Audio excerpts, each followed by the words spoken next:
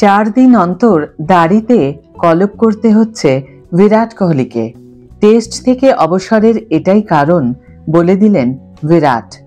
High everyone, welcome back to my channel Anjana Banerjee blogs.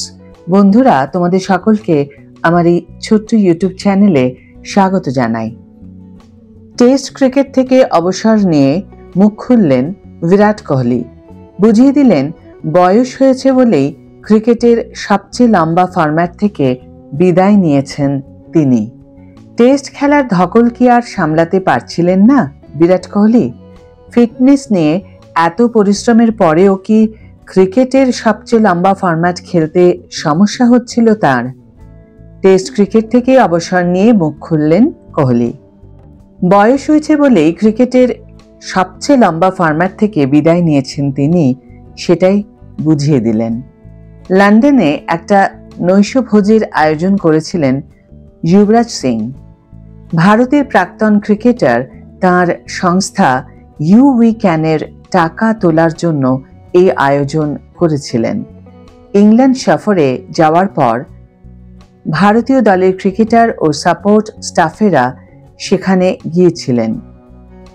তাছাড়া Sachin Tendulkar, Chris Gayle, Kevin Pietersen, Brian Lara, Ashish Nehra, Ravi Shastri, Darren গফের মতো প্রাক্তন ক্রিকেটাররাও সেখানে ছিলেন। সেই অনুষ্ঠানেই হাজির হন বিরাট কোহলি। নৈশভোজের মাঝে একটা ছোট্ট আলোচনা সভাও হয়।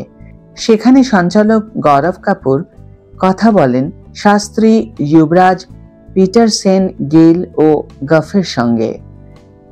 আলোচনার মাঝে কোহলিকে সেখানে ডেকে নেন গৌরব।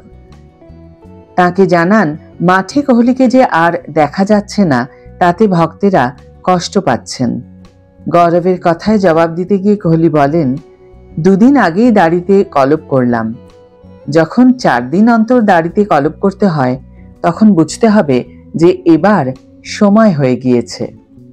কোহলির এই কথা শুনেই মনে হচ্ছে বয়সের কারণেই লাল বলের ক্রিকেট থেকে অবসর নিয়েছেন তিনি। কিন্তু কোহলির ফিটনেস টেক্কা দেবে অনেক তরুণ ক্রিকেটারকেও। যে কোনো ফরম্যাটে তাকে মাঠে নেমে নিজের সেরাটা দিতে দেখা যায়। কোনোদিন দেখে মনে হয়নি ফিটনেসের কারণে কোনো সমস্যা হচ্ছে। তাহলে হঠাৎ কেন নিজের ফিটনেসকে অবসরের কারণ হিসাবে তুলে ধরলেন কোহলি? আরও একবার নিজের পুরনো কোচ শাস্ত্রীর কথা শোনা যায় কোহলির মুখে। তিনি যে সময় ভারতের অধিনায়ক ছিলেন, সেই সময় কোচ হিসাবে শাস্ত্রীকেই পেয়েছেন তিনি। শাস্ত্রী থাকায় তিনি দলকে এতটা সাফল্য দিতে পেরেছেন বলে জানিয়েছেন কোহলি। তিনি বলেন, সত্যি বলতে কি, ওর সঙ্গে কাজ না করলে এই সাফল্য পেতাম না। আমাদের পরিকল্পনা স্পষ্ট ছিল, বোঝাপড়া খুব ভালো ছিল। আমার জন্য রবি ভাই অনেক কিছু করেছেন। সাংবাদিক বৈঠকে আমার জন্য একের পর এক গোলার মোকাবিলা করেছেন। আমার ক্রিকেট ক্যারিয়ারে রবি ভাইয়ের ভূমিকা সবচেয়ে বেশি। কোহলি যখন ভারতীয় দলে সুযোগ পান, তখন যুবরাজ বড় তারকা।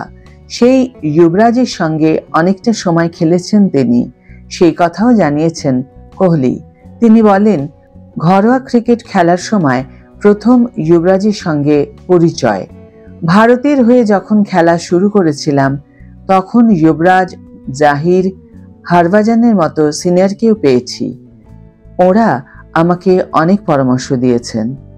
ওদের সঙ্গে মাঠে অনেক ভালো মুহূর্ত কাটিয়েছি। যুবরাজ কিভাবে ক্যান্সারের বিরুদ্ধে লড়াই করে ফিরে এসেছে তা দেখেছি। বৃহস্পতিবার থেকে লর্ডসে ইংল্যান্ডের বিরুদ্ধে তৃতীয় টেস্ট খেলতে নামবে ভারত। হেডিংলেতে প্রথম টেস্ট হেরেছে ভারত। এজবাস্টনে দ্বিতীয় টেস্টে ইংল্যান্ডকে 336 রানের বিশাল ব্যবধানে হারিয়ে সিরিজে ফিরেছে তারা। তৃতীয় টেস্টের আগে যুবরাজের আমন্ত্রণে বসল চাঁদের হাট। আজকের ভিডিও এখানেই শেষ করছি বন্ধুরা। ভিডিওটি যদি ভালো লেগে থাকে তাহলে অবশ্যই একটা ছোট্ট করে লাইক দিও, শেয়ার করো বন্ধুদের সাথে, কমেন্ট করে জানিও তোমাদের মতামত। যারা এখনো আমার চ্যানেলটিকে সাবস্ক্রাইব করোনি, তারা অবশ্যই চ্যানেলটিকে সাবস্ক্রাইব করে আমার পাশে থেকো। আর যারা অলরেডি সাবস্ক্রাইব করে দিয়েছো তাদের জন্য আমার অনেক ভালোবাসা এবং অনেক ধন্যবাদ। আজ তাহলে বিদায় বন্ধু, দেখা হবে পরের ভিডিওতে। ভালো থেকো, সুস্থ থেকো, সঙ্গে থেকো।